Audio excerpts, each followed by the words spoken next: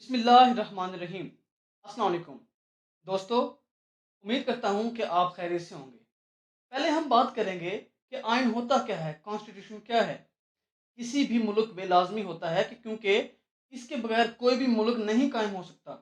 काफ़ी असूलों और कवानीन को इसमें तरतीब दिया जाता है।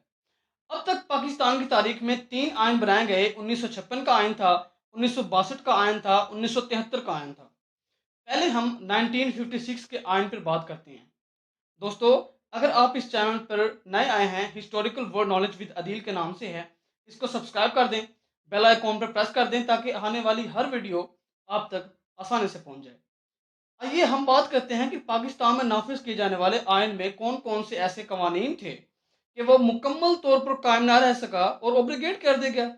इसमें 1962 का आयन भी है, 1973 का आयन भी है, लेकिन हम इसके बारे में नेक्स्ट वीडियो में बात करेंगे। तो कॉन्स्टिट्यूशन एक बेसिकली सेट ऑफ लॉज और सेट ऑफ रूल्स को कहा जाता है। 1956 का आइन सिकंदर मिर्जा ने 23 मार्च 1956 को बनाया। ये तकरीबन 2 साल बाद खत्म हो गया। 7 अक्टूबर 1958 में लगभग ये खत्म हो चुका था। तो सिकंदर मिर्जा ने खुद ही इसको अब्रोगेट किया। पहला मार्शल लगा। सबसे पहले पाकिस्तान का नाम इस्लामिक रिपब्लिक ऑफ पाकिस्तान रखा गया। तो बात करते हैं कि ऑब्जेक्टिव रेजोल्यूशन क्या है। ये बेसिकली दोस्तों और कुछ नहीं है, करारदाद मकासद ही है। बेसिकली इसका मतलब आसान लफ्जों में मैं बताऊं कि हमारा पाकिस्तान, ये जो हमारा पाकिस्तान है, इसको पाने के लिए बेसिकली इसका मकसद क्या था, इसको कहते हैं करारदाद मकासद। आइए दोस्तों बात करते हैं कि मकासद क्या थे। कि यहाँ पर हम कुरान और हदीस पर ज़िंदगी गुजारेंगे, हमारी जुडिशल इंडिपेंडेंट होगी, औरतों को, वुमेन्स को बराबर हकूक दिए जाएंगे। ओके, तो इस आयन में ऑब्जेक्टिव रेजोल्यूशन को जो है वो उसके बेसिक रूल्स को कायम कर दिया गया। यानी कि ऑब्जेक्टिव रेजोल्यूशन के जो बेसिक मकासद थे इसमें शामिल कर दिए गए। अब ये तो था इसका पहला पहलू।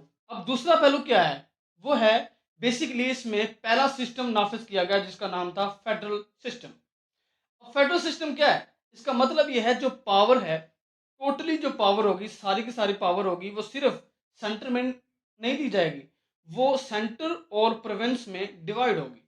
यानी कि पावर को मुख्तलिफ सूबों में तकसीम किया जाएगा। इसको हम फेडरेशन बोल देते हैं, इनके वफाक। जब पाकिस्तान अलग नहीं हुआ था तो तब पाकिस्तान के 2 यूनिट थे।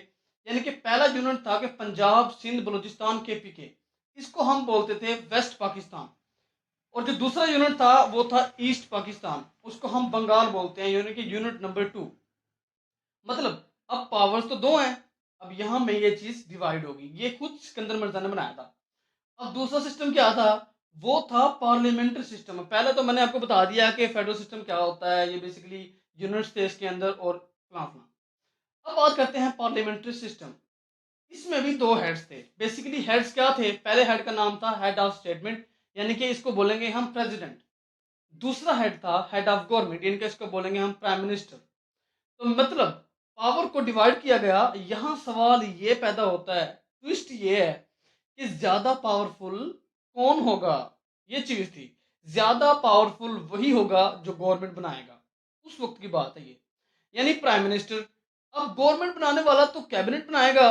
कैबिनेट का मतलब बेसिकली क्या होता है मैं आपको बताता चलूं।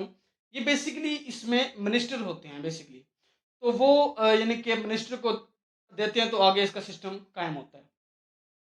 और ये सिकंदर मिर्जा की जिंदगी में सबसे बड़ी गलती थी पार्लियामेंट्री सिस्टम बनाना। क्यों थी क्योंकि ये सबसे बड़ी गलती थी क्योंकि इस सिस्टम में इलेक्शन होंगे, उसने खुद कहा था, और इससे एक नई गवर्नमेंट बनेगी। क्योंकि पाकिस्तान में आने से पहले सिकंदर मिर्जा सिर्फ गवर्नर जनरल था, यानी कि वो सदर था दूसरे अल्फाज में।